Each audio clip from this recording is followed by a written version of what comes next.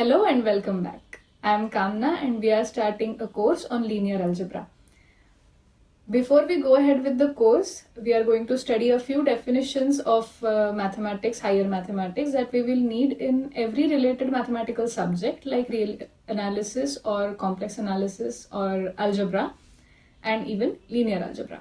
So we are going to see a few definitions in the first few videos. So this video we are going to cover the definitions of Cartesian product, what a mathematical relation is, what a partition is, partition of a set. We are going to see the connection between a special type of relation and the partition. Now what all these things are, what is a Cartesian product, what is a partition, we are going to study in this video. And you might have guessed the special type of relation that I'm talking about going by the title of this video. So let's get started. First things first, we are going to focus on the notations that we are going to use. These are a few standard notations that we are seeing here. I hope you can see whatever I'm writing. So this capital N, this is a special type of N with a double standing line. This we will be using for the set of natural numbers. So set of natural numbers, 1, 2, 3 and so on. We are going to use this special type of Z, double line Z, as the set of integers. Now n as a set of natural numbers, that's pretty easy to guess, easy to realize. This n stands for natural number. Do you know why this Z stands for integer and not I? Can anyone comment? Anyway, so next, so this goes like from negative infinity to -3, -2, -1, 0, and 1, 2, 3, and so on. So all the positive natural numbers, like the positive numbers, 0, and the negative ones. Next will be the symbol Q, Q with a standing line. This is the set of rational numbers.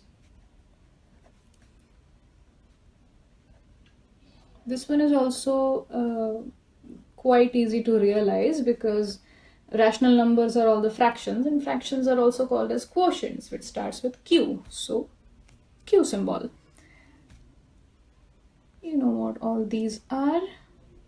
These are P by Q, such that P and Q are integers. And Q is non-zero. Q has to be non-zero. Denominator has to be non-zero. These are rational numbers. The next one is this R with extra standing line. This is, you have guessed right, set of real numbers.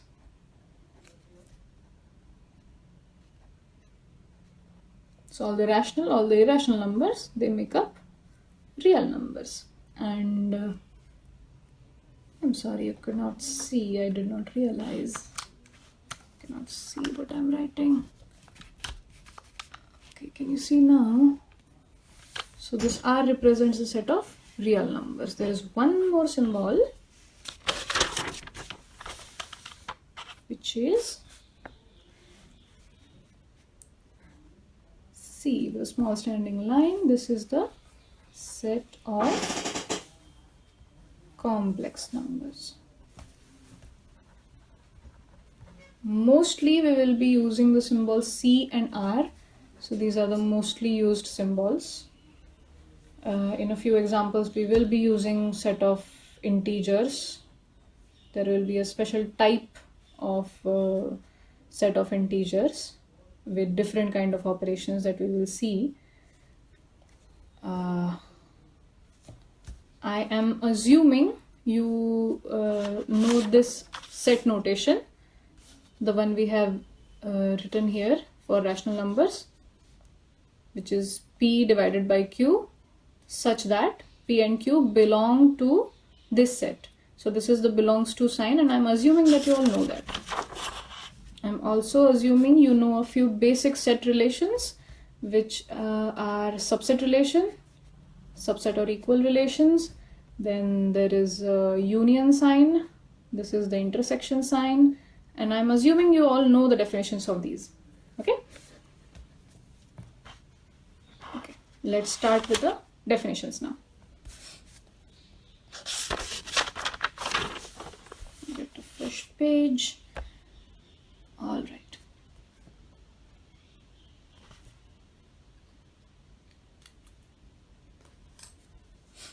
So our first definition is of Cartesian product. So definition 1.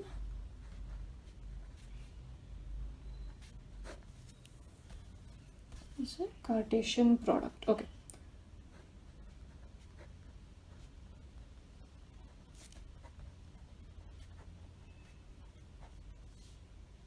Cartesian product.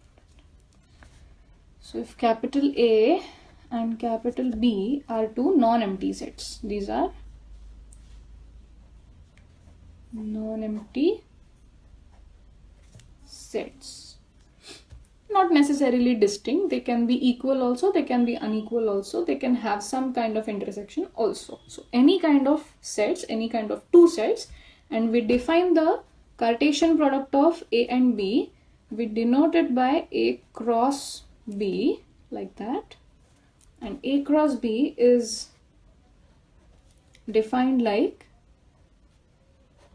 ordered pairs X and Y, such that the first element X, this belongs to A, and the second element Y belongs to this second set B. So anything in the Cartesian product of A and B will be the ordered pair, in which ordered pair, when I say ordered pair, I mean that the order matters. The first element will always be inside A, and the second element will always be inside the set B. Okay. Let's take an example. For example, we have two sets. First set has PQR, like A, and our set B becomes, let's say, UV. Alright.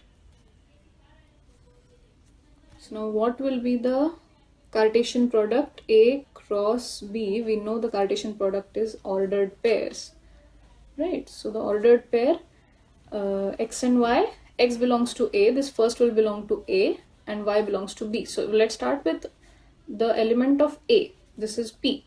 P is the element of A, and the second element should be in B. So we'll take U. Again we take P. The second element of B is this. So V. We can do the same thing with another element of A. So Q and U. Similarly Q and V. We also have R and A, right? R and the element of B, and again with R, element of B. So these are all the elements in A cross B, Cartesian product of A and B. Alright, I hope you get the idea. Now the sets A and B can be finite, infinite. The number of elements doesn't matter. As long as we are having the order in the ordered pair, the size of set does not matter, right? We are going to see a special type of Cartesian product that we will use a lot.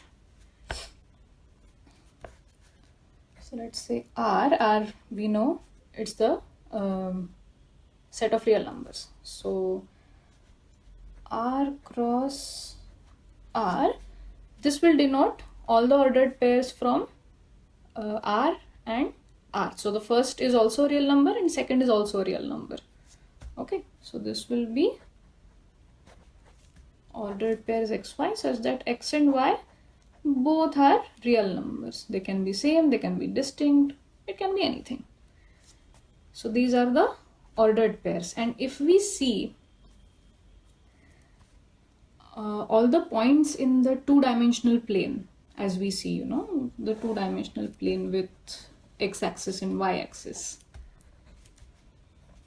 every point can be represented as an ordered pair. And what we have here is also an ordered pair. An ordered pair contain all the real numbers, right? X and y are real numbers in the Cartesian coordinate plane. So r cross r is nothing but the Cartesian plane, 2D plane. And we denote this r cross r. We also write r2 for this. And we don't call it r square. This is r2, not r square. Okay. Similarly with r cross r. Now I can have more than one cross here, right? So this will be the, now this is not ordered pair, it's not a pair. This will be a triplet. There will be 3 different coordinates, right? Where x, y and z all are real numbers. And we see this in the 3D space. So r cross r is also called as R3, which is the 3D space, and R2 is the two-dimensional plane. All right. So these are the few Cartesian products that we are going to use a lot. Let's go to next definition, definition number 2. Second definition is of a relation or a binary relation. We can call it a binary relation.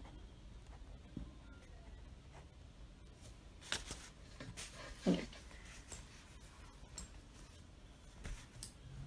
Now if X is a set, then a relation R is defined as a subset of X cross X. This is the Cartesian product, I'm so sorry. Let's take A instead of X. It's very confusing, the symbols. Let's take the symbol A. If A is a set, then the relation R is a subset of A cross A. And we know what A cross A is. A cross A will be all the ordered pairs from the elements of A. Right? From all, we are taking a subset. And that will be a relation. And if we have X, Y in this subset R, which is the subset of A cross A, this can be equal to A cross A. That's why this line is there. If XY ordered pair is in R, then we say that X is related to Y. Okay? In short, we write X is related to Y. This means X is in relation of symbol Y. And X and Y are just symbols, so don't get confused in them. Right? We are using X and Y here also. We have used X and Y in the definition of Cartesian product also.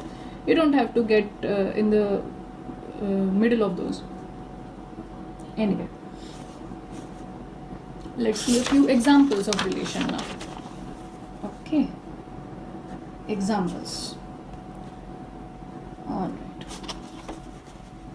Let's say we have a set of all the people. Right? Set of all people, and we define a relation as R being the relation of X having same age. X has same age as Y. So if R this is this relation on the set of all people, then all the people of same age will be in R, right?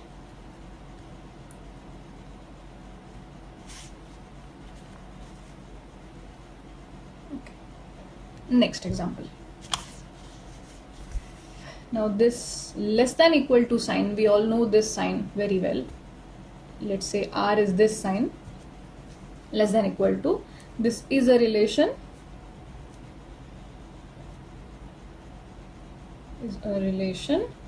on set of, well, it is a relation on set of natural numbers. It's also a relation on set of rational numbers. We have this.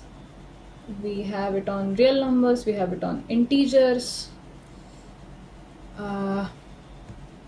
So when we say less than equal to, we obviously know what this means. 1 is less than 2.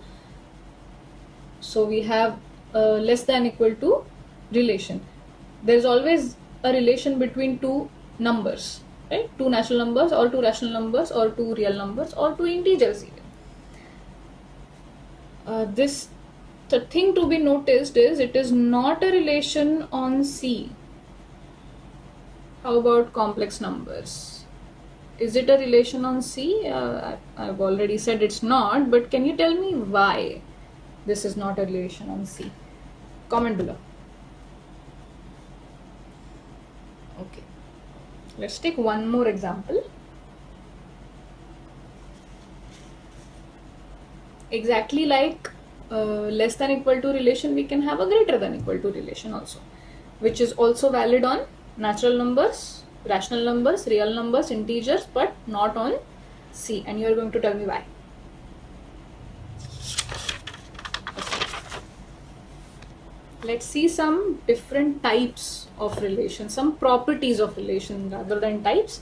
We'll call them properties of relations. Okay. So the first property is of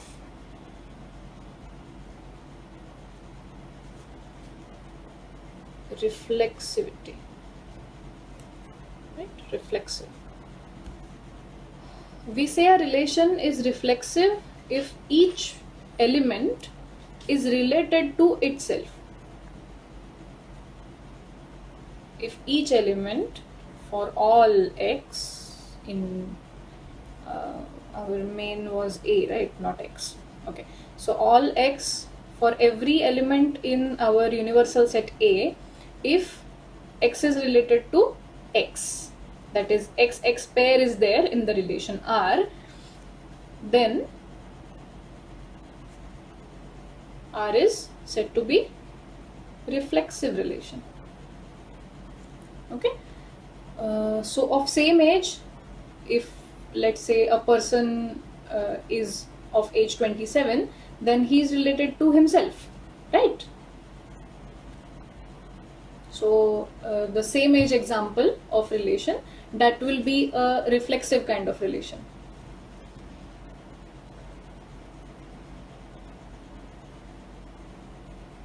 Second is symmetry.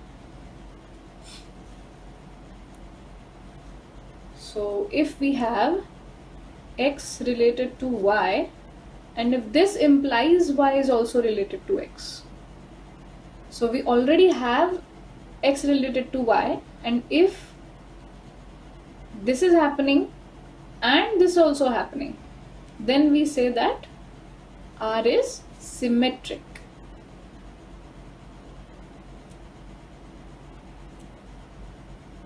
It's a symmetric relation. So again, if two people have same ages, then x will be related to y. If person x has the same age as y, then y also has same age as x. So that age wala relation is symmetric, right? Think about the less than equal to relation. Is it symmetric or not? If a number is less than or equal to another number, then if x is less than equal to y, can we say y is less than equal to x? and the third property is of transitivity. Right. So in this, if we have already x is related to y and y related to z, so we are using two ordered pairs already, right? So we already have x comma y in R and y comma z in R for x and y and z. This should imply, right here, can you see it? Yeah, you can see now. And this should imply that x is related to z. So if we have a transitive relation, then x related to y and y related to z will imply that x is related to z. Like that. And then R is called as transitive. Again, for the same age, if person x has same age as y and y has same age as z, then obviously x and z will have same ages. So that relation is transitive also. Think about the less than equal to relation also, right? If x is less than equal to y and y is less than equal to z, then is it true that x is also less than equal to z? It is true. So the less than equal to relation is reflexive, as we saw. It is reflexive. It is also transitive.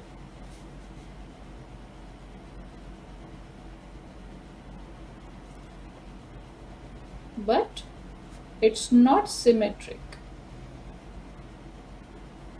Okay, and the same age relation, R equal to same age relation, R is same age relation. Now this is reflexive also. I'm just writing in short. It is symmetric also, and it is transitive as well. Okay. Now, consisting of all these three properties, there is something called as a special type of a relation which we call as equivalence relation, which is our title. Equivalence relation. Now, what is an equivalence relation? I've already told you. A relation R which is reflexive, symmetric and transitive is called an equivalence relation, right? Let's write down in short here, equivalence relation. So as we have seen, the same age relation, that is an equivalence relation, but less than equal to is not an equivalence relation. Can you think of some more relations which are equivalence relations? I'll give one example, you give another in the comments below. Equal to relation is an equivalence relation because it is reflexive. Every number is equal to itself. It is symmetric. If we have two numbers which are equal, I can write them in the flip way also. If x is equal to y, then y has to be equal to x. That's the equal relation, right? So it is symmetric also, and it goes for transitivity also. X is equal to y is equal to z, then x is also equal to z, right? So equal to is also an equivalence relation. So the most important definition related to equivalence relation is the equivalence classes. So next definition number 3 will be equivalence classes. All right, equivalence classes. Suppose x related to y, so this wiggle relation is an equivalence relation. If it is an equivalence relation, we define something called as an equivalence class. Equivalence class EX. X is the suffix, okay? EXX of an element X. For an element X, we are defining the equivalence class as all the elements that are related to X, or y is related to X. We can write both ways. Since it is an equivalence relation, it will be symmetric. So writing X related to Y or Y related to X will be the same, right? So we are defining equivalence class of element X as all the elements which are related to X through this relation wiggle, okay? This will be equivalence class. So all the elements related to X will belong to this set, okay? We now see how equivalence classes are connected with partition of a set, right? For seeing what a partition of a set, let's take an example. Like if we have a set, say 1, 2, 3 and 4, that's it. That's a simple set, right? So for partitioning this, I can write 1 and 2, 3, 4, okay?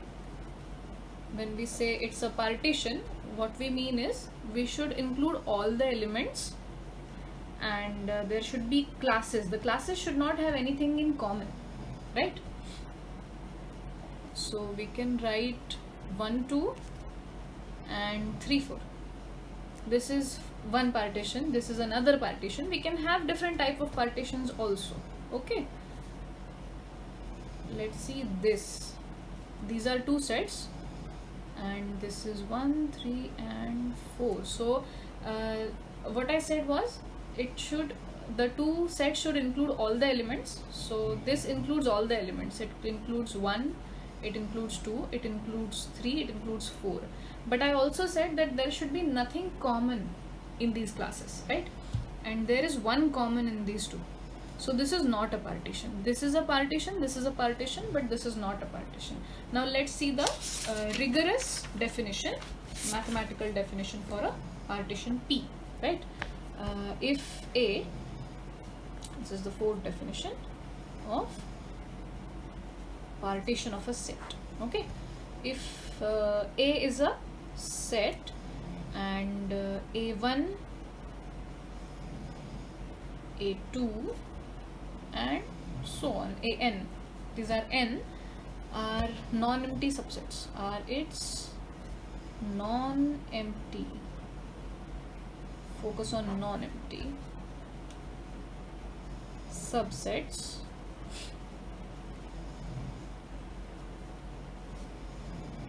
then these form a partition. If, then they form a partition of A if, first condition, the first condition is union of all these. So union of all these, so A1 union A2 union, I'm just writing it in short, okay? This is the shorthand version of these. This should be equal to A. So all the elements of A should be in some of these subsets. कहीं ना कहीं सारे elements आने चाहिए. The second is nothing should be common in these subsets. So A1 should not have anything in common with A2. A2 should not have common with A3, A4, A5, any of the subsets actually. So we'll write AI should not have anything common with, sorry, not equal to, should be equal to the empty set phi. And this should be true for all I and j. Okay. So A1 should not be equal to if this suffix is different than this suffix, which means this, right? I not equal to j means if this suffix is not equal to this suffix, like 1 and 3, 1 and 4, 1 and 5, then this intersection should be empty, which means that there should be nothing common in the subsets. Okay, so these two, and the first, as we wrote in the definition, they should be non-empty. So there are these three conditions to make a partition, and we will now see how these partition and equivalence classes are related to each other, right? So just write here, the result. Okay,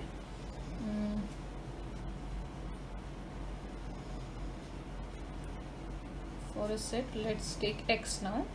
For a set x and an equivalence relation, let's say wiggle on x,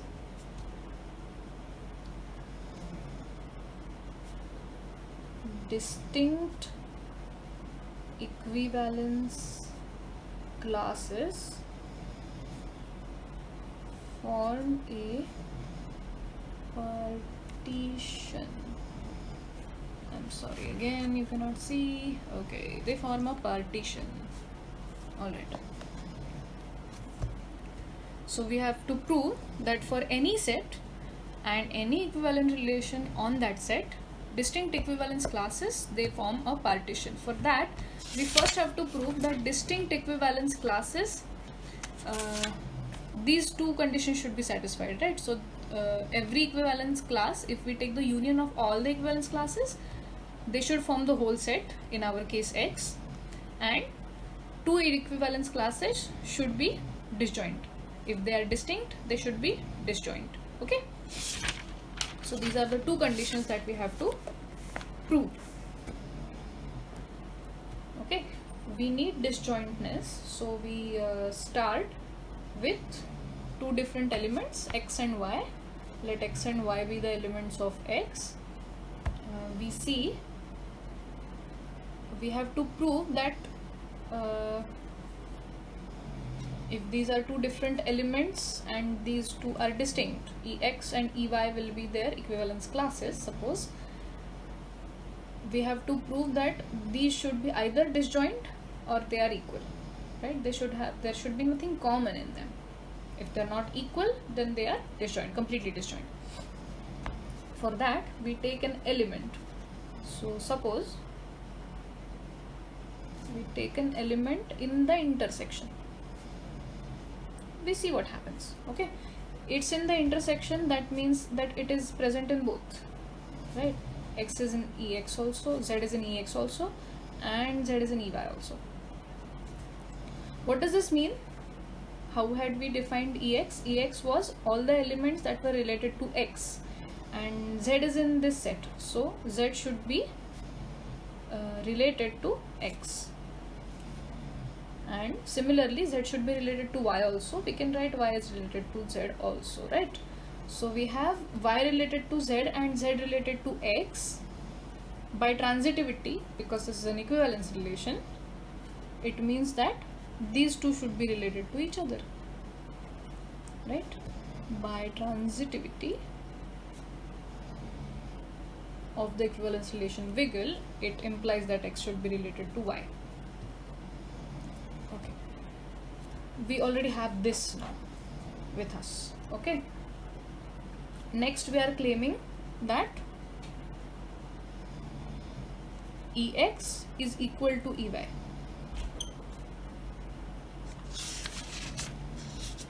This is our claim.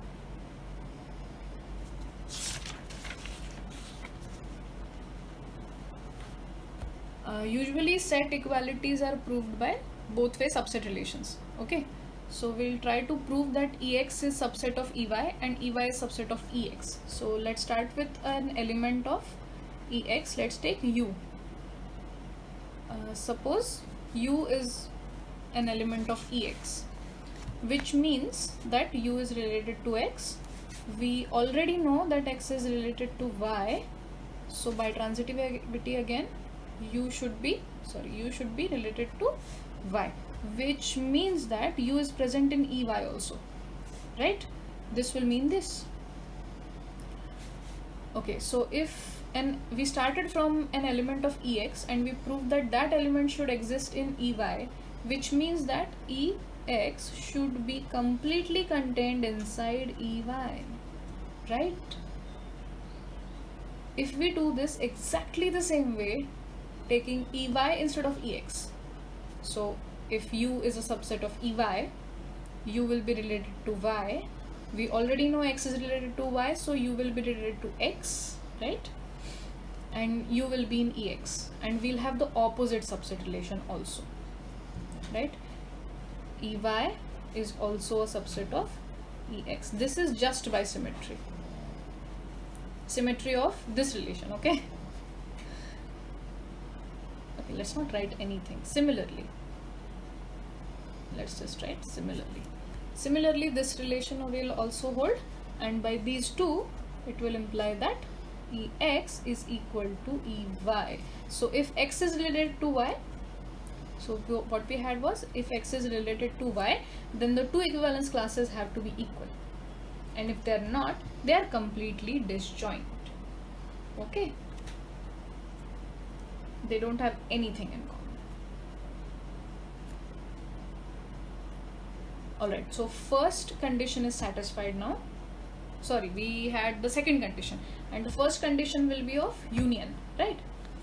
Now obviously, this is pretty obvious now.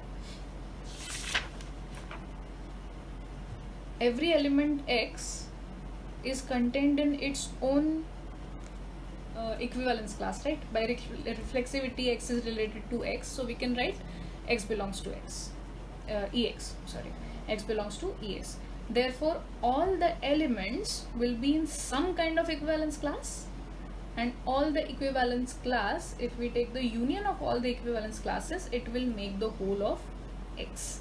So whole of capital X will be the union of all the equivalence classes, and this element is coming from this set. Okay, we can write this also. Alright, so what we proved was that equivalence classes of any set X form its partition. Equivalence classes are the partition of X. Can that happen in the reverse way also?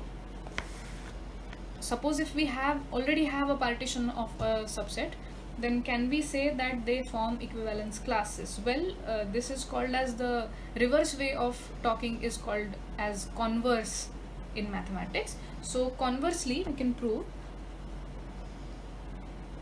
conversely, if we have a partition P, okay, if P is a partition on X, is a partition on X, then we can define a relation wiggle by saying that each block of P is one equivalence class. Okay, every element in one block is related to the other elements of that block only. So in partition, if we have 3 different blocks, then the 3 different blocks will represent different equivalence classes, and it's pretty easy to prove that this equivalence relation wiggle that we defined is this relation wiggle that we defined is an equivalence relation.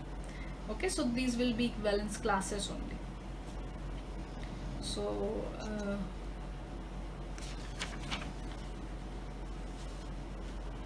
now that we see that equivalence relations will give equivalence classes, and that will give me partition, and partitions will also give me equivalence relation, right? So these two concepts, if we have both way implication, then we say that these two concepts are equivalent or similar, right? This is the same concept. These are same